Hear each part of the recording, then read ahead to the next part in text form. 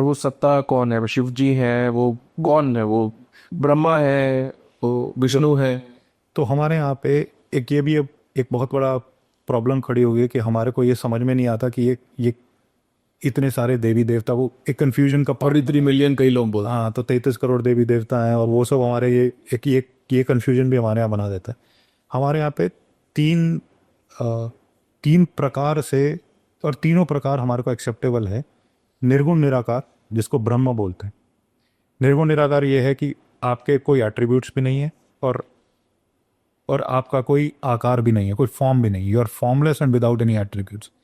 जिसको आप अनडिफाइंड कह सकते हो, जिसको आप सुप्रीम रियलिटी बोलते हो कि यार this is pure consciousness, the consciousness which prevails across this sole universe, वो वाली है जो निर्गुण निराकार। उसके बाद जब वो सृष्टि बनाने के लिए काम करती है, जब वो अपने आप को डिवाइड करने की कोशिश कर रही होती है, तो वो अपने आप को 5 रूप के अंदर व्यक्त करती है, मैनिफेस्ट करती है। Brahma Vishnu Mahesh, which is very simpler ones. Creator, creator, destroyer, maintenance. Maintenance, स्थिति स्थिति। और बाकी जो दो हैं वो मोर सटल फॉर्म्स, वो हैं गणपति और शक्ति। गणपति जो हैं वो अ, अनुग्रह के देवता। अनुग्रह मतलब आपको किसी से कोई चीज़ चाहिए तो आप उसको अब आप उसके उस चीज़ को मांगते हो, उसका उन्हें अनुग्रह करते हो, उसको कहते हो कि प्लीज़। तो जो प्लीज़ करने वाली जो चीज़ है वो गणपति है। और निग्रह जो है वो है किसी चीज़ को रेजिस्ट करना। आपको आपके इंद्रियों का निग्रह करना है, आपको किसी चीज़ को रोकना है, उसके लिए जो पावर चाहिए वो शक्ति से आती है। तो जो ये ब्रह्म है ये अपने आप को इन 5 तरीके से व्यक्त करता है सृष्टि बनाने के। तो सृष्टि जो है वो ब्रह्मा जी का काम बनता है। अच्छा। कि जो क्रिएशन होनी है वो, तो ये किसी विधान के थ्रू ये एंटिटीज ऑपरेट करती हैं, और उसके बाद ये एंटिटीज अर्थ पे आती हैं, जिनको हम अवतार बोलते हैं, जिसको आप सगुण साकार बोल सकते हैं। जिसने शेप ले ली, फॉर्म ले जिसने शेप ली, फॉर्म ली, आकर के इस धरती पे लीला करी और उसके बाद वापस चले गए। तो ये जो पांचों हैं इसको आप बोल सकते हो सगुण निराकार। हम उनकी कोई फॉर्म इमेजिन कर लेते हैं, बट विष्णु की, ब्रह्मा की, शिव जी की, इन सब की कोई फॉर्म्स एज सच है नहीं। वो अपने आप को अलग अलग फॉर्म्स में कन्वर्ट भी कर सकते हैं, बट जब वो अवतार लेकर के आएंगे तो वो फॉर्म के साथ आएंगे। तो जैसे राम और कृष्ण है वो विष्णु का अवतार, तो ऐसे कई बार वो पार्शियल फॉर्म्स में आते हैं, कई बार वो पूर्ण अवतार में आते हैं, कई बार अंश अवतार के अंदर आते हैं। तो वो अलग अलग तरीके से पृथ्वी पे आते रहता। मनु जी, इससे आपकी इतनी रीडिंग रही है, आपने इतना डीप जाके समझा इसको, पूरे हिंदू सिस्टम को, इसको आपने इतने साल लगाए। तो कोई एक आदमी जो वेस्टर्न एजुकेशन से पढ़ा हुआ है, जिसने सीबीएसई पढ़ी है, वो ये भी तो कह सकता है यार इतना कॉम्प्लिकेटेड और इतना डीप है ये सब्जेक्ट कि हम इसमें, अगर हमें इससे एम्प्लॉयमेंट नहीं मिलती, व्यवसाय नहीं मिलता, हमारी इससे कमाई नहीं होती, तो हम क्यों घुसे इसके अंदर? मतलब हम अपने बच्चे को क्यों डालें इसमें, जिसमें बहुत ही मुश्किल है इसको ये सब समझाना? क्योंकि बचपन से तो सीखेगा कोई भी हिंदू, तो उसके लिए तो मुश्किल हो जाता है जब तक वो बड़ा होके सोचता है मैं सीखूं। प्रॉब्लम ये हुई है कि हमारे यहाँ पे लाइफ को एक बैलेंस की तरह देखा गया। 4 चीज़ों का बैलेंस है लाइफ: अर्थ, धर्म, काम, मोक्ष। अर्थ यह है कि आपको कुछ ना कुछ तो कमाना ही पड़ेगा जिंदगी चलाने के लिए। काम यह है कि आपकी कुछ ना कुछ करने की कामना बनी रहे, आपको प्रोक्रिएट करना है, आपको कोई भी, जिसको हम कहते हैं काम करना मतलब आपको आपके अंदर कोई एक इच्छा हुई है, उस इच्छा को पूरा करने का जो आपका संकल्प है उसको आप कामना बोल सकते हो। तीसरा है धर्म। धर्म यह है आपकी ड्यूटी क्या है as a human being, as a भाई, as a brother, as a father, as a husband. और मोक्ष ये है कि आपको अपने आप को स्पिरिचुअली एलिवेट करके उस लेवल तक जाना है जिसके लिए आपका जन्म हुआ, पर्पस ऑफ लाइफ जिसको आप बोल सकते हैं। तो आपकी लाइफ जो है इन चारों का बैलेंस होना चाहिए। With coming of Britishers and with coming of this industrial revolution and western education, वो अर्थ आधारित हो गया सारा कुछ। अच्छा, बाकी पर्पस छूट गए। तो बाकी जो तीनों चीजें हैं वो इस टाइम पे बैकग्राउंड में चल रही और हैं। लोग तो ऐसे कहते हैं यार क्यों टाइम वेस्ट कर रहे हैं यार, कुछ पैसे थोड़ा ना कमाई थोड़ा हो रही है। करेक्ट। तो वो बैलेंस जो है, वो जो हमने अपनी लाइफ में क्रिएट किया हुआ था, जिसकी वजह से हम 10,000 साल कम से कम सस्टेन करके आए हैं, वो इस टाइम पे बैलेंस हिला हुआ।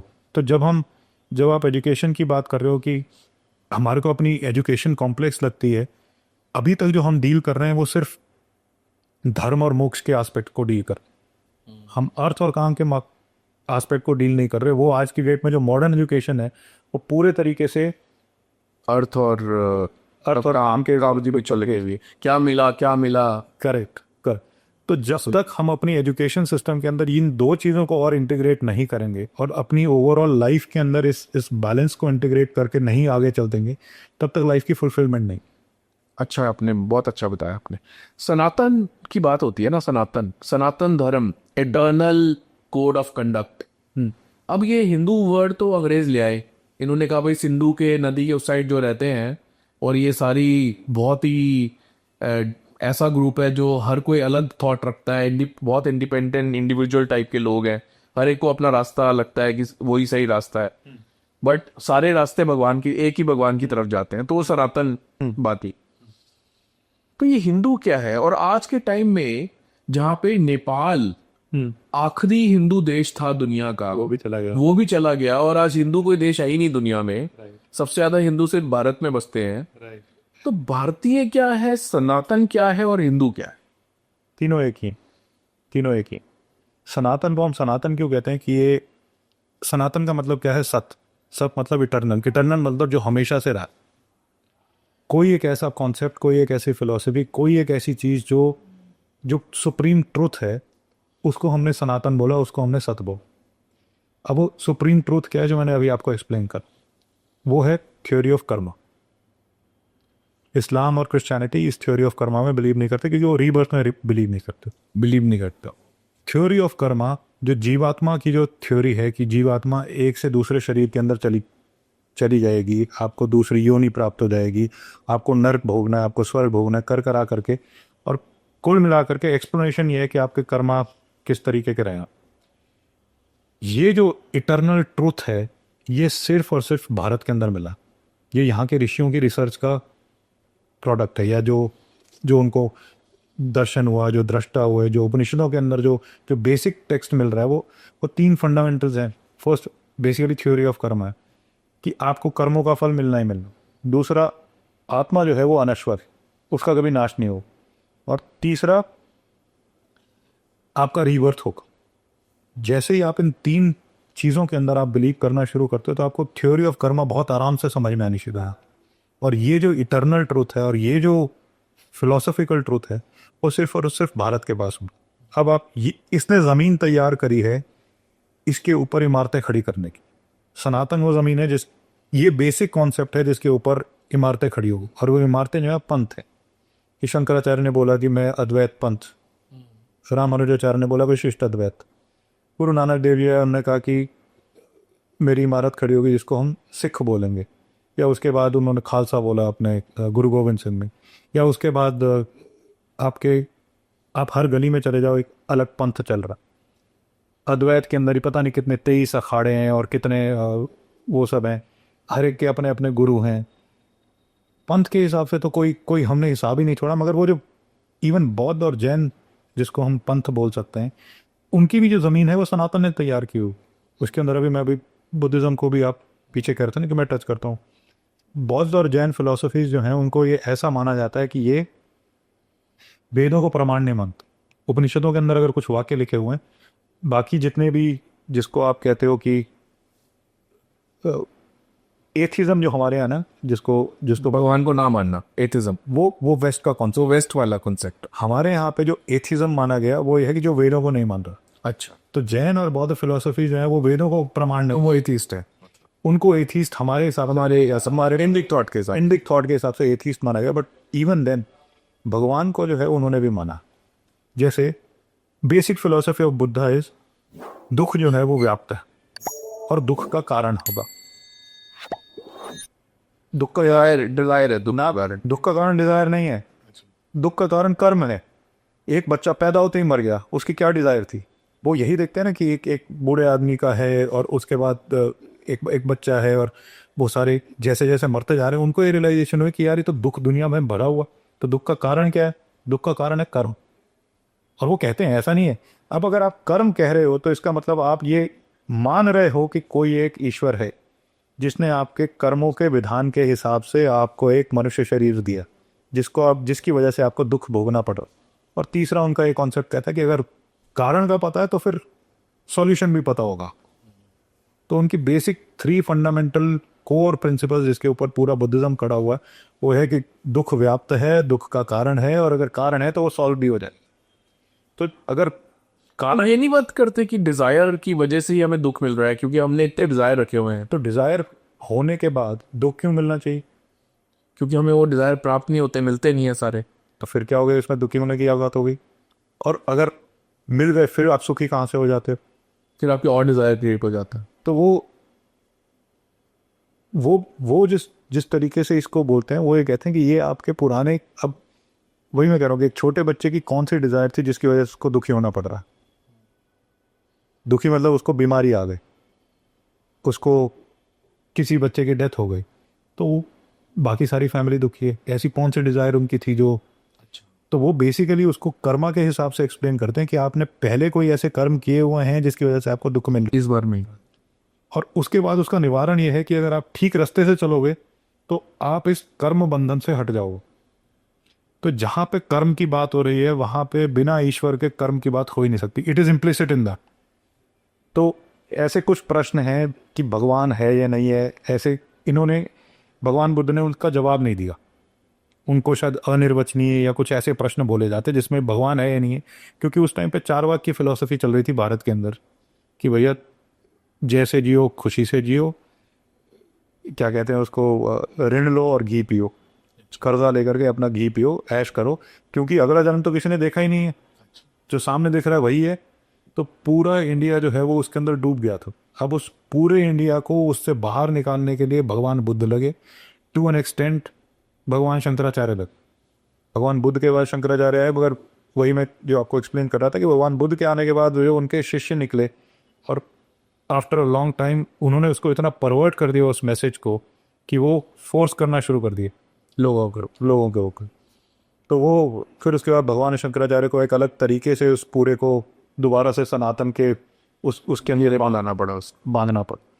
तो मनोज जी, फिर ये धर्म के बारे में जैसे हमने समझा, धर्म जो हिंदी शब्द है, धर्म संस्कृत शब्द भी है धर्म, ये रिलीजन जो अंग्रेजों ने बना दिया इसको रिलीजन, जिसमें वो कहते हैं कि एक ही किताब सही है, एक ही भगवान है, एक ही उसका मैसेंजर है। तो ये रिलीजन कहाँ से आ गया जब ये सनातन शुरू से था? सनातन शायद 30,000 साल पुराना होगा। तो ये सनातन से करते करते ये रिलीजन पे कहानी कैसे आके अटक गई? इसमें यार लोगों की पर्सनल एम्बिशंस भी कई बार काम करती हैं। कि रोमन एम्परर्स की, और कभी कोई एम्परर है, कभी कोई सो कॉल्ड सेंट्स भी आ जाते जैसे मैंने सुना कि क्राइस्ट को भगवान मानना, ये 400 एडी के आसपास रोमन एक एम्परर था, उसने कहा कि हम एक ऑफिशियल भगवान रख लेते हैं। तो अब कई लोग तो कहते हैं कि 400 साल पहले क्राइस्ट थे या नहीं थे। अब पीपल डाउट दैट ऑल्सो, हाँ और कि वो हॉलीवुड मूवी बनी थी कि मतलब कि वो एक्चुअल में थे या नहीं थे। और थे भी तो जिस फॉर्म में उनको फाइनली दिखाया गया, वो वैसे भी थे या नहीं थे। कोई कहते हैं कि वो इंडिया भी ट्रैवल किया था, उन्होंने तिब्बत भी ट्रैवल किया था, तब there are all kind of stories. लेकिन 400 साल तक किसी को जीसस के बारे में नहीं पता था। 400 साल बाद अचानक से एक रोमन एम्परर कहता है क्राइस्ट इज गॉड। ये रिलीजन कहाँ से क्रिएट हो गया? ये रिलीजन मेरे को एग्जैक्टली तो पता नहीं है वर्ड रिलीजन कहाँ से आया या ये, बट आपको ये कुछ हद तक कोडिफाई करने की कोशिश करी इन्होंने कि हम स्टैंडर्डाइज कर देते हैं। वही अप्रोच है, फैक्ट्री अप्रोच है, जैसे हम भगवान को भी स्टैंडर्डाइज कर देते हैं। बेसिकली ज्यूज के टाइम से कुछ कुछ शुरू हुआ। हाँ, जूस के टाइम। हालांकि आज की डेट में ज्यूज जिस तरीके से इंटरप्रिटेशन कर रहे हैं रिलीजन की, वो नैरो इंटरप्रिटेशन नहीं। आज की डेट में अगर आप ज्यूज से बात करते हो तो दे हैव, इसको डायलेक्टिज्म बोलते हैं। टोरा में जो लिखा हुआ है, जिसके अंदर आप कोई एक वाक्य लिखा हुआ है, उसको किस तरीके से आप एक्सप्लेन करते हो, आप उसको किस तरीके से किस कॉन्टेक्स्ट कॉन्टेक्चुअलाइज करके उसको किस तरीके से आप प्रेजेंट करते हो। रिलीजन के अंदर और या थियोलॉजिकल स्टडीज़ के अंदर इसको डायलेक्टिज्म बोला जाता है। वो डायलेक्टिज्म इस टाइम पे मिनिमल है इस्लाम के अंदर, बहुत ज़्यादा क्रिश्चियनिटी अडॉप्ट कर चुकी है, और जो मैक्सिमम अडॉप्शन हुई है वो ज्यूज से हुई। तो Jews at the beginning were Semitic, यानी कि एक बुक है, प्रॉफिट्स हैं, और ये लाइन ऑफ प्रॉफिट्स है, यहाँ पे ख़त्म हो रही है और इसी के ऊपर हमारे को ऑपरेट कर।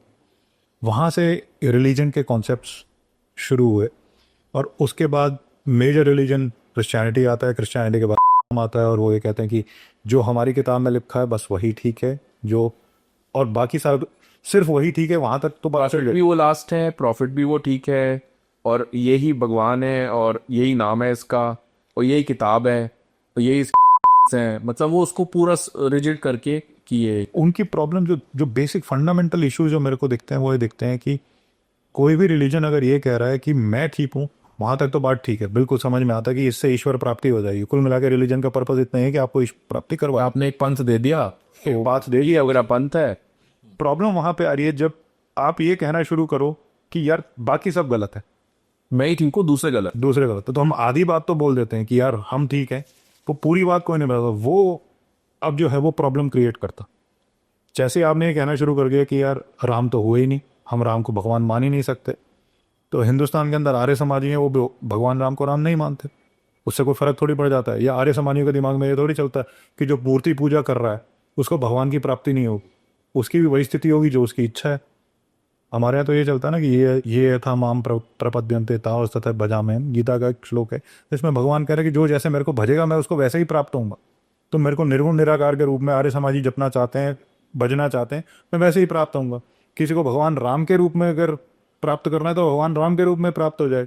हमारे यहाँ पे ये नैरो थॉट कभी चले ही नहीं कि भगवान जो है एक डिफाइंड तरीके से ही मिल सकता है और एक डेफिनेशन है उसकी।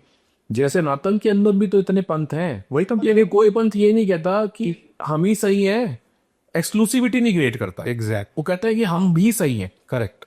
तो यही हिंदू की डेफिनेशन है, यही सनातन की डेफिनेशन है, यही भारतीय की डेफिनेशन है। अगर आप भारत की मिट्टी से जुड़े हो तो आप ये नहीं कह सकते कि सामने वाला गलत। मैं ठीक हूँ, बड़ी खुशी की बात है, मैं बहुत अच्छा हूँ, हाँ तुम सबसे अच्छी हो, हाँ मैं सबसे अच्छा हूँ, मगर सामने वाला गलत है, ये नहीं हो सकता। तो वो जो रिलीजन ने जो और फिर आप उसके ये भी मेथड्स बताओ कि सामने वाला गलत है, हाँ तो उसके खिलाफ ये हम कर सकते हैं। करेक्ट, तो ये तो फिर वायलेंस का बीज आ गया उसमें। तो वो जो और एक ऐसा रिलीजन आपने जिसकी पहली 3 लाइनें ये बोली कि यही भगवान है, यही है, यही बुक है, और वो आपने रिजिड बना दिया। मतलब तो आपने पहली 3 लाइनों में ही उसको ये बना दिया। हाँ, आपने एक्सक्लूसिव बना दी और बाकी दुनिया को नेगेट कर दी। मतलब आपने लड़ाई का पूरा वो एक वायलेंस का पूरा वो बीज बो दिया उसका। अब उसके अंदर जो है ना, जहां तक मेरे को लगता है इसका सॉल्यूशन ये है कि डायलेक्टिज्म आना ही पड़ेगा फाइनली। वो अभी जो है ना, वो अभी भी मेरे को लगता है कि वो रिजिडिटी जो है वो चल रही है, और अल्टीमेटली वो डायलेक्टिज्म जो है उसको ये अंदर से ही सॉल्व होगा, एक्सटर्नल इंटरनल से ही सॉल्व होगा। करेक्ट, वो एक्सटर्नल कोई नहीं कर सकता। करेक्ट। तो कहीं जगह पे जहाँ पे जो टेररिस्ट एक्टिविटीज़ वगैरह होती हैं और जस्टिफिकेशन भी होती है और लोग जस्टिफाई भी करती हैं और अपने आप को एसोसिएट भी कर लेते हैं कि हाँ यार ठीक ही किया होगा, मारा है तो ठीक ही है। अब वो कहा किस कॉन्टेक्स्ट में गया है, क्यों कहा गया है, और अगर उसका ठीक कॉन्टेक्स्ट लेना है तो अल्टीमेटली ह्यूमैनिटी को बेस बनाना पड़े, इंसानियत को। अब ये कॉन्सेप्ट तो ह्यूमैनिटी के साथ नहीं चल सकता कि मैं ठीक हूँ और बाकी सारे गलत हैं, and that too in a sphere where the supreme reality is infinite, right. मेरे को उस तक पहुंचने का, एक इनफाइनाइट चीज है, उसको पहुंचने के तरीके इनफाइनाइट ही होंगे ना उस तक पहुंचने के। आप एक रिजिड तरीके से कैसे पहुंच सकते, क्योंकि सबकी स्थिति अलग, स्थिति अलग, सबकी मानसिकता अलग। बट उधर एक और फंडामेंटल इशू भी है कि ईश्वर प्राप्ति अंतिम लक्ष्य है भी क्या या नहीं, अच्छा या सिर्फ जन्नत जाने तक ही मामला रुक जाता है। अच्छा। तो ये मनोज जी ये बताइए कि अब हम हिंदुज्म को समझा हमने, सनातन को समझा हमने, और हमने देखा कि भाई आज का हिंदू बचपन से ही हिंदू सनातन के जो कोर प्रिंसिपल्स हैं वो पढ़ के बड़ा नहीं हो रहा, और बहुत कंफ्यूजन। और आजकल का तो वैसे ही इतनी स्क्रीन्स का टाइम है, mobile screen, iPad screen, TV screen, content, YouTube इतना आ रहा है कि वो कंफ्यूजन की स्थिति बहुत है बनी हुई। तो इससे एक अगर हिंदू समाज को देखा जाए, उसको क्या नुकसान हो रहा है, और नुकसान हो भी रहा है या नहीं, और यूनिटी में फर्क पड़ता है कि ये एस्पेक्ट्स के बारे में थोड़ा बताइए। इसमें आप अच्छी बात कह रहे हो। बेसिकली ये जो कन्फ्यूजन है ना, वो अलग अलग तरीके से मैनिफेस्ट हो रही है। हमारे ट्रेडिशंस और हमारा जो कल्चर है वो एक डिफरेंट बैकग्राउंड से, डिफरेंट कॉन्टेक्स्ट से बना हुआ है। वो स्पिरिचुअलिटी उसका बेस बनती है और उसके थ्रू वो, अब हम तीज है, त्योहार हैं, रक्षाबंधन आएगी, फिर दशहरा आएगा, उन सब का अब हम धीरे धीरे करके, वो जो कन्फ्यूजन हुई है ना, उन सब का कॉन्टेक्स्ट खोती जा रही है नई जनरेशन। हमें समझ में नहीं आ रहा कि हम ये जो कर रहे हैं वो क्यों कर रहे हैं। तो जब अब जैसे मैंने देखा कि शायद गणेश विसर्जन शायद इंडिपेंडेंस के आसपास शुरू हुआ था, एक है ना, लोग हमें जनता हो गई है करोड़ों में। अब वो करोड़ों लोग में से लाखों लोग उसको विसर्जन कर रहे हैं और वो एनवायरमेंटल इश्यूज क्रिएट हो रहे हैं। हाँ, तो जो उसकी स्पिरिट थी विसर्जन की, वो एक अलग ही फॉर्म ले गई है वो। करेक्ट। वो एक तो वो प्रॉब्लम आती है, और दूसरी जो प्रॉब्लम आती है ना, कि वो आपको फिर एक तो अशांति वाला, जो मैं कह रहा हूँ कि आप बैलेंस लूज कर देते हो आप चार उन सब के अंदर, अर्थ धर्म। अभी मैं फेसबुक पे देख रहा था, नाग पंचमी में एक गांव के अंदर असली सांप पकड़ के वो लोग मार्च निकाल रहे हैं, हजारों लोग नाग पकड़ के कि यार नाग पंचमी है। सर हिंदू इतना कंफ्यूज्ड है ना, मतलब मैं, मतलब उसको पता ही नहीं है सनातन है क्या। और और हमने ये एक तो कहीं ना कहीं नॉलेज मिस कर दी, दूसरा अपनी पढ़ने की आदत खत्म कर ली, और सेल्फ बिलीफ सेल्फ बिलीफ। कि हमारे एक्चुअल में हमारी जो सोच थी, हमारी सोच, अब साइंस में पाइथागोरस थ्योरम हो गया, या जीरो का इन्वेंशन हो गया, ये पाई का इन्वेंशन हो गया। ये 200 साल अंग्रेज थे ना हमारे सिर पे बैठे हुए, वो सारे उठा के लेके वो वेस्टर्न कि ये तो मतलब पाइथागोरस ने बनाया, और ये आइंस्टाइन ने बनाया, और उसने बनाया, इसने बनाया, और उनको पता ही नहीं है कि ये सब यहाँ पे 2-2 हजार साल पहले बने बैठे थे। और हिंदू को ये भी नहीं समझ में आ रहा कि what is the unique proposition a Hindu brings to the world table.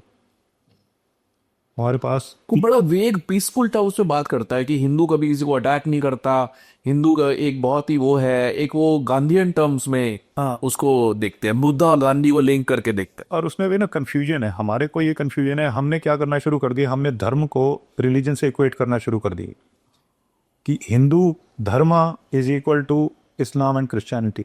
बहुत डिफरेंट कॉन्सेप्ट, बहुत उसकी इक्वालिटी। हैं। धर्म पर्सनल कोड ऑफ कंडक्ट कह सकते हैं, और रिलीजन एक आप बिलीफ और पाथ को इक्वेट कैसे कर सकते हो? अच्छा, पाथ और बिलीफ को। बिलीफ के अंदर तो ये होगा ना कि बस ये एक बुक है, ये कॉन्सेप्ट ऑफ गॉड है, सिर्फ किसी एक कॉन्सेप्ट ऑफ गॉड पे काम चलेगा, बाकी सब गलत है। पाथ तो ये है कि हजारों पाथ है, मैंने ये वाला चूज किया, सारे पाथ ठीक है, मगर ये मेरी पर्सनालिटी को अलाइन करता है, या मेरे इमोशनल प्रोसेस को अलाइन करता है, मेरे स्पिरिचुअल प्रोसेस को अलाइन करता है, तो मैं इसके ऊपर चलूँ। तो here you are seeking, you are trying to understand कि अच्छा अब और क्या, अब और क्या, इसके आगे की स्टेज क्या है, इसके आगे की स्टेज। बिलीफ के अंदर ये है कि आपने सिर्फ एक बुक में बिलीव करा और बस आप उसके साथ आप रिजिडली अगर चलना शुरू कर दो, तो दैट्स द। जैसे ये एक बिलीफ है कि श्री राम श्रीलंका गए और रावण को हराया, और ये एक्चुअल में ट्रूथ है कि जो राम सेतु है वो सैटेलाइट से दिखता है, करेक्ट और वहां पे वो पत्थर दिखते हैं, और वो एक्चुअली में है है। 42 किलोमीटर का। तो और वो अंग्रेज उसको मिथ बना दे, ये तो। और दूसरा जो हम नहीं समझ पाते वो ये है कि कॉन्सेप्ट ऑफ धर्म, जैसे मैं भी छांदोग्य उपनिषद का बता रहा था, तो जैसे छांदोग्य उपनिषद के अंदर ऐसा वर्णन आता है कि वो जो अनडिफाइंड था, जो सृष्टि से पहले जब कुछ नहीं था, तो कोई एक एंटिटी थी जिसको आप परमात्मा, ईश्वर, गॉड, जो भी बोलना चाहो आप बोल। अब उसको मल्टीप्लाई करने की इच्छा हुई, तो उसने कहा कि मैं अपने आप को प्रकट कैसे करूं, तो ही यूज समथिंग कॉल्ड एज धर्म। कि ये जो सृष्टि बन रही है वो धर्म के हिसाब से बन रही है। धर्म का मतलब ये है कि अगर अग्नि है तो अग्नि का एक धर्म है। अग्नि के धर्म के अंदर क्या है कि उसके अंदर हीट होगी, उसके अंदर लाइट होगी, और अधोगति होगी। अधोगति मतलब नीचे से ऊपर की तरफ जाएगी, तो वो सब बेसिक नेचर है, बेसिक धर्म है कि वो देख गर्मी पैदा करेगी। वो गर्मी पैदा करेगी, वो लाइट एमिट करेगी, और तीसरा वो ऊपर की तरफ उसका बढ़ जाएगी। वो जाएगी। अब ये उसका धर्म है, चाहे कोई भी परिस्थिति आ जाए वो अपने धर्म को फॉलो करे। ऐसे ही सारी सृष्टि बनी, जो घास है वो घास का ही धर्म फॉलो करेगी, ये पेड़ पत्ते हैं वो पेड़ पत्ते का ही धर्म फॉलो करेंगे। ऐसे करते करते जानवर भी जो है वो अपना धर्म फॉलो करते हैं। शेर जो है वो घास खा सकता है, मगर वो मर जाता है, वो घास नहीं खाता। वो उसके जो last run follow nature, inherent nature follow कर रहा हो। उसके उसके लास्ट के डेज बड़े पेनफुल होते हैं, उससे उसको चबाया नहीं जाता, उससे शिकार पकड़ा नहीं जाता, तो वो स्टारवेशन की डेथ मरता, बट वो अपने धर्म को नहीं छोड़ता। हमारे को सिर्फ सिर्फ और सिर्फ ह्यूमंस को फ्री विल मिली हुई है, हमारे को धर्म से नहीं बांधा गया, क्योंकि हमारी कर्म योनि है, बाकियों की भोग योनि। भोग योनि का मतलब है कि आपने जो भी कर्म किए थे उसके अनुसार आपको वो योनि भोगनी ही पड़ेगी। आपको शेर बना दिया, आपको चींटी बना दिया, आपको जो कुछ भी बनाएगा वो आपको भोगना है। उसके अंदर उनके पास फ्री विल नहीं है कि क्या कर सकते हैं। अगर चींटी को मीठा खाना है तो बस उसको इतना ही पता है कि यहाँ पे मीठा मिला है, उठा करके खा लो। हमारे को ये कर्म योनि मिली हुई है, तो हमारे को ये फ्री विल मिली हुई है कि हम उसको कैसे डिफाइन करते हैं। तो जो हमारा धर्म है it becomes very complex. Human धर्म जो है वो सबसे ज़्यादा कॉम्प्लेक्स बन जाता है because of this free will. तो हमारे यहाँ जो धर्म के जो 10 लक्षण बताए गए हैं, धृति क्षमा दमोस्तेय शौचम इंद्रिय निग्रह धीर विद्या सत्यम अक्रोधो दशकम धर्म लक्षण, ऐसा मनुस्मृति में भी आता है। इसी 10 के वेरिएशंस जो हैं आपको अलग अलग जगह मिल जाएंगे। भगवद गीता में भी इसी 10 के वेरिएशंस हैं। आपको वो 10 फंडामेंटल ह्यूमन वैल्यूज़ वो बता रहे हैं। अगर आप उन 10 फंडामेंटल ह्यूमन वैल्यूज़ के ऊपर चल रहे हो तो एज अ ह्यूमन आप अपना धर्म निभा रहे हो। अगर आपको कोई बंदा उन 10 वैल्यूज़ के ऊपर चलता हुआ दिखे तो आप बोलते हो वो धार्मिक है। पूजा पाठ से आप धार्मिक नहीं बन जाते। अगर आप पूजा पाठ से धार्मिक बन चुके होते तो रावण तो अपने 10 सिर काट करके शिव जी का उससे बड़ा तो कोई भक्त था ही नहीं, मगर उसको फिर भी हमने अधर्मी माना हुआ। तो पूजा पाठ doesn't make you necessarily, but पूजा पाठ से होता है कि आपका मन शुद्ध हो जाता है, आपका आचरण शुद्ध हो जाता है और आप उन वैल्यूज़ के ऊपर चल पड़ते हो। इसलिए पूजा पाठ को इम्पोर्टेंट बताया धर्म के कॉन्टेक्स्ट। वो भक्ति का जो रस है वो भी तो यही कहता था कि आप जिसकी भक्ति कर रहे हो उसके गुण आपके पास आ जाते हैं। तो मनु जी, अभी जैसे हमने बात की कि अगर आप प्रैक्टिकल एस्पेक्ट ऑफ हिंदुज़म देखें तो जैसे कहते हैं 6 करोड़ 7 बिलियन इंसान हैं दुनिया में, जिसमें से 2 बिलियन हिंदू बुद्धिस्ट मिला के, मैं बुद्धिस्ट साथ में इसलिए ले रहा हूँ बिकॉज वो इंडिक रिलीजन से ही निकला है, और करीब 2 बिलियन मुस्लिम्स हैं और शायद 2 से ज़्यादा बिलियन क्रिश्चियंस हैं। बाकी अनअफिलेटेड अफ्रीका में और वेस्टर्न वर्ल्ड में भी बहुत हुए हैं जो अपने आप को कोई रिलीजन से नहीं मानते। चाइनीज़ नहीं मानते बहुत सारे अपने आप को। तो एक हिंदू ना कई बार कहता है कि यार नेपाल हमारी आखिरी देश था हिंदू, वो भी नहीं है तो कोई हिंदू देश आएगी। वैसे लेकिन हिंदू जो है वो दुनिया में सबसे ज़्यादा फैले हुए हैं, क्योंकि एजुकेशन को बहुत फोकस देते हैं, अपवर्ड मूवमेंट को, करियर को बहुत फोकस देते हैं। तो इस वजह से हर जगह पे अब आप तो हिंदूवादी इंसान है और आप दर्शनवादी भी हैं और आपको बहुत स्टडी करने का भी शौक है। आप हिंदुस्तान से गए सिंगापुर और आपने 6-7 साल वहाँ लगाए, अभी आप मलेशिया में हो। तो एक एनआरआई जो इंडिया से बाहर जाता है, मैंने ये देखा है कि वो ना काफ़ी अंग्रेज बन जाता है और कई बार तो वो अंग्रेज़ों से भी ज़्यादा बड़ा अंग्रेज बन जाता है। राइट। मतलब जैसे हमारा क्लासमेट के की मुझे याद है कि एक बार न्यूयॉर्क में जब उनसे मिलना हुआ था तो उन्होंने कहा कि मैंने अपने बच्चों को एक हिंदी बोलना नहीं सिखाया। तो मैंने उसको बोला कि तेरे बच्चे जब बड़े होंगे, देखने में वो ब्राउन स्किन है लेकिन उनको हिंदी नहीं आती, तो वो तो ABCD हो जाएंगे, अमेरिकन बॉर्न कंफ्यूज देसी। और एक हिंदू जो थोड़ा सा कहीं पहुंचता है, वो ना हिंदू और इंडियन और भारतीय कॉजेज की चिंता ज़्यादातर नहीं करता।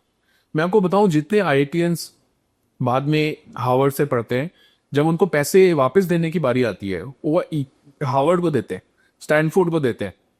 यहाँ पे इतना टैक्स पेयर का पैसे से IITian बनता है तो IIT को नहीं देते पैसा। और अभी देखो ये मीरा नायर का बेटा ज़ुरान ममदानी, वो न्यूयॉर्क का मेयर की रेस में, वो he is an open Islamist. मतलब वो उन्हीं कॉजेज की बात करता है। अभी एक लड़की थी, वो इंडियन हिंदू लड़की थी, उसने MIT के अंदर अपना एक्सेप्टेंस एड्रेस दिया और उस स्पीच के अंदर उसने पैलेस्टाइन का राज पकड़ने, करेक्ट पहलगाम का कॉज नहीं पकड़ा उसने, उसने पैलेस्टाइन का कॉज पकड़ लिया। तो ये क्या कहानी है कि ये जो हमारे पढ़े लिखे हिंदूज हैं वो अपने आप को हिंदुज्म से दूर ले जाना, भारतीयता से दूर ले जाना को अच्छा मानते हैं। क्योंकि एक तो उनको हिंदू समझ में नहीं आता because of all that narrative building done by Britishers and the rest of the world. और दूसरा आई थिंक उनको, जैसा मैं कह रहा था कि वो हर चीज़ को इक्वेट सा कर देते हैं। उनको वो जो वैल्यू एक एक हिंदू थॉट दुनिया की टेबल पर लेकर के आता है, उनको डिस्टिंग्विशर्स ही नहीं करता। फॉर एग्जांपल, आप मलेशिया में जाओ तो वहाँ पे 3rd जनरेशन हिंदूज रह रहे हैं, तब मिलियन पॉपुलेशन है, दे आर 10% पॉपुलेशन का पॉपुलेशन है। They are very rigid about their rituals. उनको दिन में 3 बार करनी है, 5 बार पूजा करनी है, या उनको टेम्पल जाना है, उनको जो जो काम करने हैं वो सारे करते रहेंगे। But then if you really ask them कि how do you differentiate between yourselves and rest of the religions per se, they don't have an answer to that. उनको ये समझ में नहीं आ रहा कि वो value proposition as a Hindu आप दुनिया में क्या लेकर के आए। तो बेसिकली मेरे को लगता है कि ये 3 वैल्यू प्रोपोजिशंस जो हैं वो हमारी आती। पहला तो ये है कि एकम सत विप्रा बहुधा वदंती, जो मैंने अभी एक्सप्लेन भी कर रहा था कि हमारे यहाँ पे किसी दूसरे रिलीजन को ये नहीं माना गया कि इसके थ्रू आप गॉड को अचीव नहीं कर सकते, या जो ये जो अचीव करना चाह रहे हैं, जिस फॉर्म के अंदर गॉड को अचीव करना चाह रहे हैं, वो आप अचीव नहीं किया जा सकता। That's the first basic value proposition that a Hindu brings to the table. ये इतना बड़ा दर्शन है कि रेस्ट ऑफ द ह्यूमैनिटी, सारी की सारी ह्यूमैनिटी, आप हिंदूज को छोड़ दीजिए, बुद्धिस्ट इंक्लूडेड, आप इसके अंदर बिलीव करती ही नहीं है। This is the level of contribution that a Hindu can bring about in this whole world. Pluralism, diversity, sustainable development. Correct, इसी से सारा कुछ इवॉल्व होता। और दूसरा जो है वो एक्चुअली जो दूसरा है वो it's a corollary to the first. वो ये है कि you are able to see divinity in everything. This is a unique proposition that a Hindu brings to the table. आपको नदियों के अंदर भी आपको ब्रह्म नजर आ जाता है, आपको पेड़ों गंगा माँ है, आपकी गोदावरी माता है, नर्मदा माँ है, आप यमुना जी हैं। आप लिविंग बीइंग तो लिविंग बीइंग्स, आपको नॉन लिविंग बीइंग्स के अंदर भी ईश्वर की अनुभूति हो जाती है। आपको पत्थर के अंदर भी भगवान दिखना शुरू हो जाता है, आपको बंदर के अंदर भी हनुमान जी दिखने शुरू हो जाते हैं आपको। तो आपका that ability to see divinity in everything is only and only a construct of Hindu. वो किसी और के पास वो यूनिक एबिलिटी ही नहीं है कि वो उसके अंदर से भगवान को प्रकट कर सके। उनके लिए कोई कहीं, किसी के लिए कोई 7वें आसमान में बैठा हुआ है, कोई कहीं पे बैठा हुआ है। और जो हिंदू बाहर जाता है इंडिया से, वो इस चीज को ले अवेयर नहीं होता कि मैं यहाँ मेरे अंदर ये इस खास बात है। करेक्ट, वो एक तो बाहर वाला तो और ज़्यादा डिसएसोसिएट हो जाता है। यहाँ वाले के साथ ये हो रहा होता है कि क्योंकि जो कल्चर और ट्रेडिशन है, और तीसरा है कर्मा की थ्योरी। जैसे हमारे लिए कर्मा की थ्योरी, अगर आप हिंदुस्तान में रह रहे हो, it's very easy to accommodate, क्योंकि आपकी हर लाइन के अंदर, हर लैंग्वेज के अंदर आपके बड़े बूढ़े, अरे मत क्यों कर्म खराब कर रहा है, अरे कर्म बिड़ गए तुम्हारे, ये सब जो है हम उसके अंदर जी रहे हैं, तो इसलिए पता नहीं चलता। मगर जैसे जैसे आप बाहर जाते हो और आप आउटसाइड इन व्यू लेते हो चीज़ों का, तो वहाँ पे आप कर्मा की थ्योरी से भी डिसोसिएट होते चले जाते हो। आपको पता ही नहीं है कि आपका रीबर्थ है, आपको जो दिख रहा है वो एक तरीके से, बस वही मैं कह रहा हूँ ना कि वो इस्लाम, क्रिश्चियनिटी और हिंदुइज्म के अंदर, हिंदूज के अंदर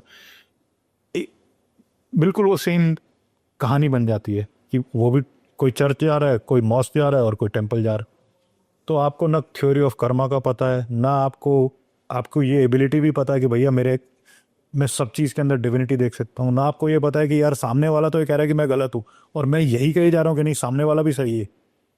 तो ये जो 3 यूनिक एस्पेक्ट्स हैं जो एक Hindu brings to the world table, वो इज इट ऑल्सो बिकॉज कि जो दुनिया की हिस्ट्री बुक्स में इंडिया को लेके लिटरेचर है वो सारा नेगेटिव है। गरीब कंट्री, यहाँ पे तो गरीब बसते हैं, ये तो सांपों को नचाते हैं, ये तो हाथी को नचाते हैं। इनका वो चल रहा है पुराने वाला जो अंग्रेजों ने एक पोर्ट्रे किया हुआ था इंडिया को, कि ये तो डार्कनेस है, ये तो हम लाइट लेके आए हैं वहाँ। करेक्ट। तो और एआई ने तो इसको और ज़्यादा मैग्नीफाई कर दिया, बिकॉज वो सारा जो डेटाबेस है उसके ऊपर एआई का क्रॉलर रन कर रहा है। करेक्ट, वो लर्न करने का प्रोसेस तो एआई का कोई तो डिफाइन कर रहा है, राइट? पर इसको अगर ठीक करने की जिम्मेदारी है तो वो इन हिंदुओं की तो है ना, जो जो मतलब इस चीज को फाइट कर सकते हैं। पर वो हिंदू हिंदू ही फील नहीं करता उसके बाद। नहीं। अब बच्चों को अपनी इंडियन लैंग्वेजेस सिखा के राजी नहीं। हाँ, आप सिंपल सी बात देख लो ना, आपको आपके मोबाइल डिवाइसेस के अंदर हिंदी या इंडियन लैंग्वेजेस कब जा करके आई हैं? आप टाइपिंग के लिए आज की डेट में आप किस किस लैंग्वेज के अंदर, मैंने देखा नहीं है, बट आप किस किस लैंग्वेज के अंदर एआई को कमांड दे सकते हो और आप हिंदी में दे सकते हो क्या? तो वो, और जबकि बहुत सारी ये बड़ी जितनी कंपनीज हैं which are invested into this this whole technology thing, उसमें टॉप पे इंडियन पॉपुलेशन बैठी नहीं। अब जैसे चाइना में उन्होंने अपनी लैंग्वेज के सॉफ्टवेयर्स बनाए, अपनी लैंग्वेज का सारे प्रोडक्ट्स बनाए हैं, प्लेटफॉर्म्स बनाए हैं, और वो ये नहीं चाहते कि वो वेस्टर्न यूज़ करे। क्योंकि अगर आप आज के टाइम में यूट्यूब यूज़ कर रहे हो, या फिर आप फेसबुक यूज़ कर रहे हो, या फिर आप इंस्टा यूज़ कर रहे हो, तो ये एल्गोरिथम वो लोग डिसाइड कर रहे हैं कि आप लोग क्या देखोगे। करेक्ट। और 50% आपकी जो फीड आती है लिंक्डइन पे और इन सब पे, वो यूएस की फीड होती है। करेक्ट। तो हम लोग देखते हैं एलॉन मस्क, रोज पता होता है क्या चल रहा है वहाँ पे, ट्रम्प क्या कर रहा है, रोज पता होता है। तो ये जो एक तरफ से लैंग्वेज का ऑनस्लॉट हो गया कि हम इंग्लिश प्लेटफॉर्म्स पे हैं, एक तरफ से वो हिंदू के बारे में नॉलेज नहीं है। लेकिन हिंदू कॉन्शियसनेस हुई है पिछले कुछ सालों में, कॉन्शियसनेस हुई है। अब वो कॉन्शियसनेस जो अवेकन हुई है, वो पॉलिटिकल है या वो कहीं ना कहीं उसका स्पिरिचुअल और ये सब सीखने का एंगल भी है कि हम भगवत गीता सीखें हम। वो मेरे ख्याल से स्पिरिचुअल एंगल ज़्यादा है, कुछ political, I would say politics has played a role in it to bring about Hindu consciousness, but that consciousness, I think tipping point जो मेरे लिए था when I look at this Hindu consciousness is इस बार का Mahakumbh. When you look at more than half of the Hindu population taking a dip in a river purely because of the fact that they are Hindus, that cut across जो sectoral lines जिसको आप बोल सकते हो, जिसको हम पंथों की बात कर रहे हैं, चाहे वो जैन है, चाहे वो बौद्ध है, चाहे वो सिख है, चाहे वो अद्वैती है, द्वैती है, इस्कॉन है, राधा वल्लभ संप्रदाय, कोई भी हो, वो वहाँ पे हिंदू के नाते गया इस बार, चाहे वो कांग्रेसी भी हो। जैसे कई बार एसोसिएट करते हैं ना कि बीजेपी वाले हैं वो तो हिंदू, कांग्रेस तो पूरी माइनॉरिटी पार्टी हो चुकी है। चाहे वो आप समाजवादी पार्टी को बिलोंग कर रहे हो, चाहे आप कांग्रेस को बिलोंग कर रहे हो, चाहे बीजेपी को बिलोंग कर रहे हो, बट आपके मन में इस बार इच्छा जगी है, और बहुत टाइम के बाद ऐसा देखने को मिला है कि Hindu as a Hindu he was not feeling shy, उसको वो वाला शर्म नहीं थी कि ओपनली उसने एक्सेप्ट किया कि मतलब। And I have friends who do not belong to this BJP RSS विचारधारा, rather they are antagonistic to it, वो भी, and they can easily afford, affordability is not an issue, वो बसें ले करके यार वो बॉम्बे से they went to Prayagraj for taking a day purely because of the fact कि कहीं पे उनके अंदर ये भाव जागृत हुआ है कि हम हिंदू हैं और अपने आप को एक्सप्रेस करने का तरीका ढूंढ रहे थे। महाकुंभ became an expression कि क्योंकि हम हिंदू हैं इसलिए हम ये काम कर रहे हैं। तो ये किसी के अगेंस्ट नहीं था, ये किसी, मतलब ये आप किसी को, but this was a statement coming from Hindus कि हाँ हमारे अंदर अब वो वाली चीज़ ख़त्म हो गई है या ऑलमोस्ट ख़त्म होती जा रही है कि वो हीन भावना जो बनी हुई थी कि मुझे गधा कह लो मगर हिंदू मत बोलो, वो आई थिंक अब डिक्लाइन पे। ये पॉडकास्ट भी हम इतना बैठ करके इसलिए कर पा रहे हैं क्योंकि कहीं ना कहीं वो जो मेंटल शैकल्स जो इंग्लिश एजुकेशन ने हमारे को दिए हुए थे वो ब्रेक डाउन हुए हैं। और मैंने तो देखा मोदी गवर्नमेंट ने तो अभी MBBS इंजीनियरिंग इनके जो कोर्सेज थे वो इंग्लिश में होते थे। वो लोकल लैंग्वेज, हम जो आदमी गवर्नमेंट स्कूल से स्टेट लेवल पे पढ़ के आ रहा है, MP से, साउथ से, वो अपनी लैंग्वेज में पढ़ के आ रहा है, फिर वो दिखता है कॉलेज जाते इंग्लिश, कहता है अच्छा कॉर्पोरेट में इंग्लिश, कॉर्पोरेट में बिना इंग्लिश के कोई लेके रेडी नहीं है किसी को। तो वो ग्लास सीलिंग, तो आई थिंक ये ब्रेक होगी। ये यार अब ये इरिवर्सिबल प्रोसेस है for the next 50 years. I think you will see this awakening more and more. This is my assessment, and Hindus will have actually to a large extent taken up that spiritual path. अब इसमें से exploration एक शुरू होगी जिसके अंदर Hindus अपने आप को एक्सप्लोर करना शुरू तो करें। ये जो जैसे हमारे, आप हिंदू हो है ना, आप मंदिर गए, आपने वहाँ पैसा डाला, अब वो पैसा आप ये सोचते हो कि हिंदू धर्म के लिए इस्तेमाल होगा, और हमारे हिंदू धर्म में तो बहुत माना जाता है कि एजुकेशन और हेल्थ का, यानी अस्पताल को दान और एजुकेशन के इंस्टीट्यूशंस बनाओ, जैसे जो हमारी ये है साउथ की ट्रस्ट है तिरुपति, उनके इतने कॉलेजेस हैं, है ना, वेलकी कॉलेज है और इतने कॉलेजेस हैं। लेकिन ये इंडिया के जो टेम्पल हैं वो ब्रिटिशर्स ने, वो पैसा गवर्नमेंट के पास जाता है, वो हिंदू कॉलेज के ऊपर नहीं जाता। तो आज एक गरीब हिंदू आदमी की बुरी हालत है, उसकी तबीयत बहुत ख़राब है, वो किसी हिंदू हॉस्पिटल में फ्री इलाज नहीं करा सकता क्योंकि कोई हिंदू हॉस्पिटल बचा ही नहीं है। तो वो सारा पैसा गवर्नमेंट के पास जाता है और गवर्नमेंट अपने तरह से उसको इस्तेमाल करती है। लेकिन चर्चेज और जो मस्जिद है उनका पैसा नहीं जाता, उनका पैसा उन्हीं धर्म वालों के ऊपर जाता है। तो ये जो करीब 6,000 करोड़ का पैसा, ये ज़्यादातर साउथ के टेम्पल्स का पैसा, ये किसी दिन आपको लगता है कि एक दिन आएगा जब हिंदू कहेगा कि हमारे पैसे से हमारे संस्थान लगाओ एजुकेशन के, हेल्थ के? बेसिक प्रॉब्लम यह है कि इस टाइम पे गवर्नमेंट ट्रस्ट नहीं कर रही कम्युनिटी को कि वो उस पैसे को ठीक यूटिलाइज कर पाएगा। अच्छा, जो ट्रस्ट बनेगी, सोसाइटी बनेगी जो कहे तो वो अंग्रेज़ों के टाइम का शुरू किया हुआ है कि उनको तो ये था कि किसी तरीके से आप जहाँ पे मैक्सिमम दान आ रहा है उसको आप उठा निकाल लो। मगर हमारा जो हिंदू थॉट है, वो दान जो है वो इनकम रीडिस्ट्रीब्यूशन का सबसे बड़ा मेथड है। जो आज की डेट में ड्युअलिटी ऑफ लाइफ दिख रही है हमारे को, न कैपिटलिज्म सॉल्व कर सकता है ना कम्युनिज्म सॉल्व कर सकता है उसको, कि आपका अमीर जो है वो अमीर होता चला जाएगा, गरीब को अमीरी की तरफ आने के लिए, उठने के लिए बहुत ज़्यादा मेहनत लगती है।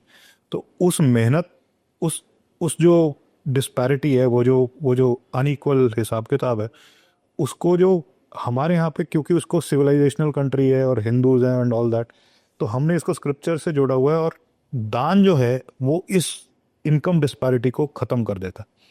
अब वो उसके बाद जब हमारी गरीबों की सेवा में लग जाता है वो पैसा, वो, और अमीरों को बोला जाता है कि आप देखो इसी दुनिया में रह जाएगा सारा। वो दान का पैसा है, दान का पैसा है। अगर कोई मिसयूज भी कर रहा है तो उसको ये पता है कि वो बुरा कर्मा है, राइट। और आज की डेट में गवर्नमेंट जो है वो ट्रस्ट नहीं कर पा रही कि अगर आप हिंदूज को वो पैसा दे दोगे तो वो निकाल लेंगे उसको, मिसयूज कर, तो वो यूज़ कैसे करेगा। अब वो ट्रस्ट गवर्नमेंट को करना पड़ेगा और वो हिंदूज को डेमोन्स्ट्रेट करना पड़ेगा कि हाँ, हम उस पैसे को ठीक से यूज़ कर सकते हैं। But once that happens, my view here is the amount of दान that you see coming in to temples will increase manifold. Total amount ज़्यादा नहीं है वैसे, टोटल अमाउंट 6,000 करोड़ के आसपास ही है। वो आप आराम से आप ये कम्युनिटी के हाथ में दे दो। जब आपकी कम्युनिटी को ये दिखता है आपने अपने गली के अंदर मंदिर है, वहाँ पे पैसा डोनेट करा, उसी मंदिर ने एक स्कूल खड़ा कर दिया या एक कॉल दी कि यार स्कूल खड़ा करना चाहते हैं, दुनिया और पैसा दे रही। वो जैसे जैसे इस कम्युनिटी को, समाज को ये दिखेगा कि ठीक काम के अंदर पैसा जा रहा है, तो फिर ये मूवमेंट बनेगी। और ये जो इंडिया में इतने कम टूरिस्ट आते हैं, मतलब फॉरेन टूरिस्ट, इंटरनल टूरिज्म तो बहुत स्ट्रांग है। We are the 8th largest, internal tourism के हिसाब से हम 8th लार्जेस्ट टूरिस्ट इकोनॉमी है। लेकिन बाहर का टूरिस्ट करीब 1 करोड़ के आसपास आता, और वो भी मॉडर्न कोई मॉन्यूमेंट क्या देखेगा। देखो सारी वो ग्लास बिल्डिंग्स है गुड़गांव की, जो उसको भर भर के बाहर मिलती है न्यूयॉर्क में, और वो कल्चर देखने आता है आज की डेट में। तो ये जो इंडियन आर्किटेक्चर का जो पतन हुआ है, इसके भी आपकी उम्मीद है कुछ? जैसे रशिया जैसा लगता है, चाइना जैसे लगता है, जापानीज जो उनके वो है श्राइन्स हैं, वो जापानीज उनका आर्किटेक्चर है। वो मेरे को लगता है वो that's a lost art right now, that's a lost. वो अभी रिवाइव करना मुश्किल है। राम मंदिर में तो उन्होंने वैसे गंधारा हमारे को कुछ फंडामेंटल लेवल पे चेंजेस करने पड़ेंगे टू गेट दैट। मेरा एक व्यू ये है कि इंडिया 10,000 साल तक बिना एसी के सरवाइव करा। हमारे आर्किटेक्चर्स इस तरीके के बने हुए हैं, आज की डेट के अंदर भी मंदिरों के अंदर जाओ तो आपको एसी की ज़रूरत बहुत ज़्यादा नहीं पड़ती। मेरे को लगता है हमारे को थोड़ा सा सस्टेनेबिलिटी, आर्किटेक्चर और सस्टेनेबिलिटी को जोड़ करके देखना चाहिए। और अपने, अगर if we can derive certain principles from our previous architectures and build something which is more sustainable. Ram Mandir बनाया उन्होंने एक कंपनी है जो श्राइन्स बनाती है, जो टेम्पल्स बनाती है, और उसको वो आर्किटेक्चर प्रिजर्व किया हुआ है, उस हिसाब से बनाया वो। तो उसमें अच्छा थोड़ा बहुत बातें पॉलिटिकल साइड पे, और थोड़ा सा अब रोहिंग्या मुसलमान 2 करोड़ 3 करोड़ म्यांमार से निकाला गया उनको, करेक्ट। और वो बांग्लादेश गए, वहाँ से निकाला गया और अब वो पूरे भारत में मिल जाते हैं। और कई सरकारें हैं जो वोट बैंक पॉलिटिक्स के चलते उनको बसाया हुआ है। तो ये क्या चक्कर है कि ये बुद्धिस्ट कंट्री म्यांमार, और बुद्धिज़्म तो पीसफुल माना जाता है ना, वहाँ से निकाले गए और वहाँ के बाद बांग्लादेश, फिर बांग्लादेश से निकाला और इंडिया में सारे बस के अपना आधार, वोटर आईडी सब मिल रहा है। The exodus started happening. It came to Bangladesh. Bangladesh said no, we will not keep you. We are not. हम कोई चैरिटी तो है नहीं, but we know a country which is charity. वो सारे यहाँ पे निकल। कल तिब्बत में जो हो रहा है, ये चाइनीज सुन रहे हैं कि जितना भी तिब्बत की जो बुद्धिस्ट वहाँ पे टेम्पल्स हैं उसके अंदर जो साइनिसाइजेशन कर दिया है, चाइनीज़ में एजुकेशन हो रही है, बच्चों को चाइनीज़ पढ़ाई जा रही है।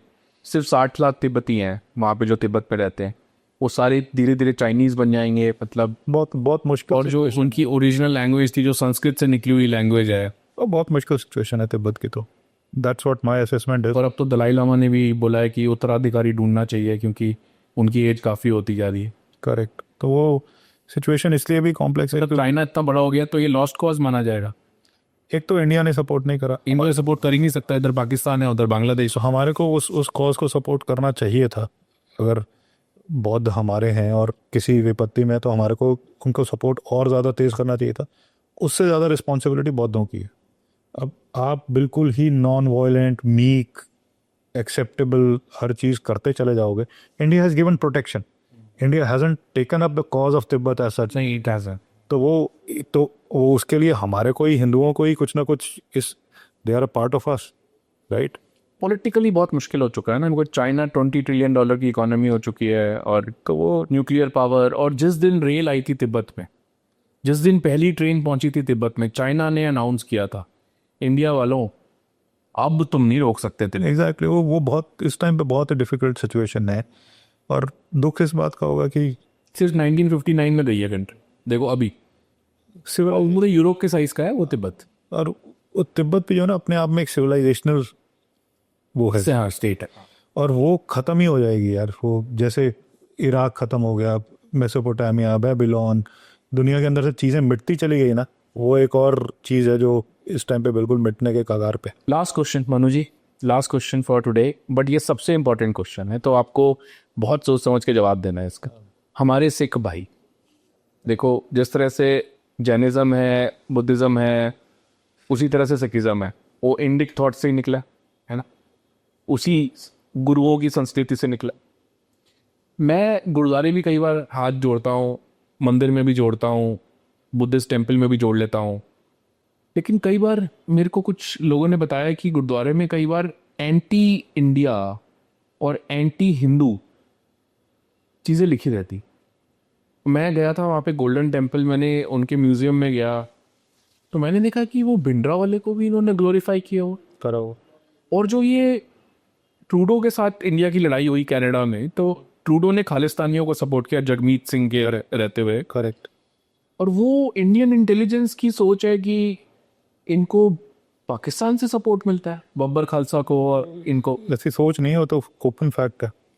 ये सिख, देखो सिख तो निकले तो इसी में से है ना, जो पंजाब की सिंक्रेटिक जो थॉट है, जो गुरु ड्रिवन थॉट है, उसी में से निकले है ना। तो ये कहानी कैसे हो गई? ये किस टाइम से इनका थोड़ा अलग चलने लग गया? ये सिख जो है वो एसेंशियली हिंदू धर्म का ही पार्ट। मेरी मासी मुंह बोली है, उनके बड़े भाई को सिख बना दिया था। हाँ? और बाकी हिंदू रह गए थे। तो एक ही फैमिली के लोग थे ना। वो जैसे आर्य समाज है, जैसे 23 अखाड़े हैं या 14 अखाड़े हैं, और ऐसे अलग अलग सेक्ट जो डेवलप हुए हैं, उसके अंदर एक सिख नाम का एक सेक्ट भी डेवलप हुआ है। उसके अंदर ज़मीन जो है वही सनातन की ज़मीन है। जैसा मैं कह रहा हूँ, वो कर्म की थ्योरी के अंदर बिलीव करते ही हैं, ईश्वर के अंदर विश्वास है ही है उस थ्योरी का। अब प्रॉब्लम आई अंग्रेज़ों को, ये था कि अब हमारे को डिवाइड कर, इनमें से अलग करें, हम जैनों को अलग करें, बुद्धिस्ट को अलग करें और सिखों को अलग करें, क्योंकि सिख तो सबसे ज़्यादा उनको चाहिए होता था आर्मी के अंदर चाहिए था। तो अब जब ये सिखों को डिवीजन की बात हुई तो उन्होंने एक मैकॉलिफ नाम के आदमी को चूज करा। मैकॉलिफ, उसकी लिखी हुई सिख हिस्ट्री आज भी सर पे ढोए ढोए लोग घूम रहे हैं। उसने अपना सारा जीवन सिर्फ और सिर्फ सिक्खी के ऊपर लगा दिया। In his ending days he said that I am a Sikh also, वो अलग बात है, but his sole purpose was कि किस तरीके से सिखों को हिंदुओं से अलग किया जाए।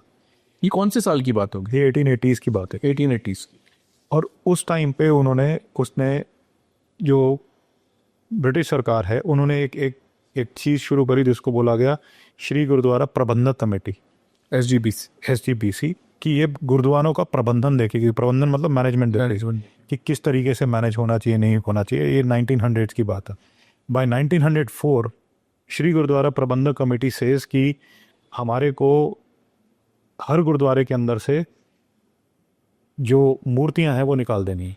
वो जैसे दुर्गाना टेम्पल की मूर्ति निकाल के दुर्गाना बाहर कर दिया तो उसको। अमृतसर तक के अंदर मूर्तियां पड़ी हुई थी। अब कोई मेरे को ये समझा दे कि गुरुओं ने ऐसा, गुरु अर्जुन देव जी की द्वारा स्थापित मूर्तियां थी, अब उनको सिक्खी कम पता थी या आज के सिखों को ज़्यादा सिक्खी पता है? अब वो कहते हैं कि नहीं जी हम मूर्ति पूजा नहीं कर सकते।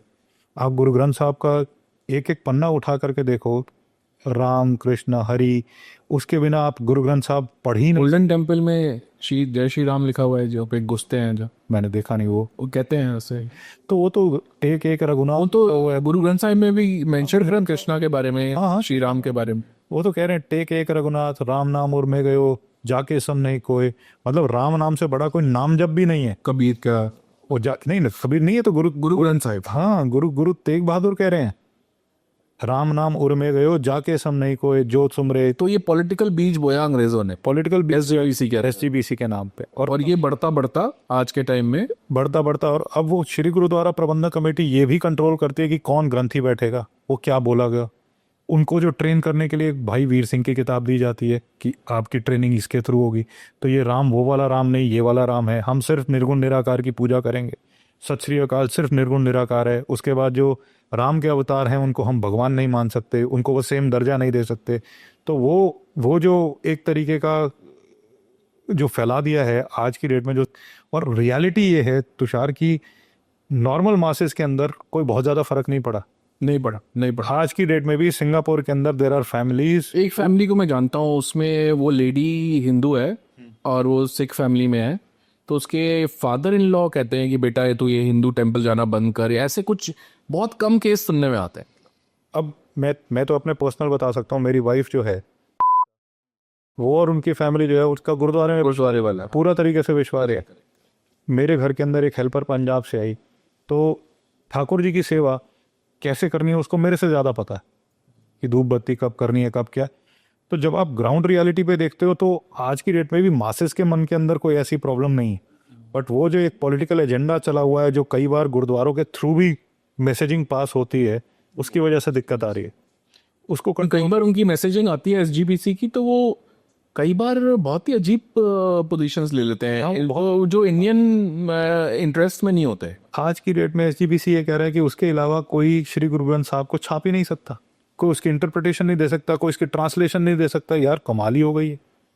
कहाँ हम प्रस्थानत्रयी के अंदर के बोलते चले जा रहे हैं कि हर बंदे को अपना खुद पढ़ना चाहिए, मतलब हर बंदे का अपना दिमाग चलना चाहिए, हर बंदे के पास ये छूट होनी चाहिए कि वो किस तरीके से भगवान तक पहुंचना चाहता। और ये तो आप बिल्कुल ही इसको नैरो करते चले जा रहे हो। क्या चक्कर है ये?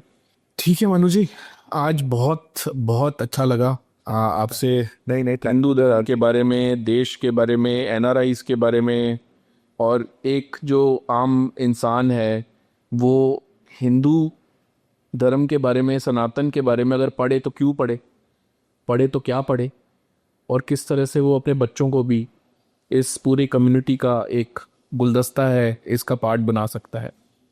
तो thank you so much for coming and I was looking forward कि सेकंड आपके साथ शूट करूं, और तीसरा मलेशिया में प्लान था हमारा, वो वहाँ पे हो नहीं पाया था उस दिन, थोड़ा सा तबीयत का सीन रह गया। But thank you so much for coming and it was lovely talking to you, and I hope आप सबको हिंदू धर्म के बारे में, सनातन के बारे में, और हमें क्यों इससे दोबारा जुड़ना चाहिए इसके बारे में पता चला होगा। और thank you so much for watching. Thank you.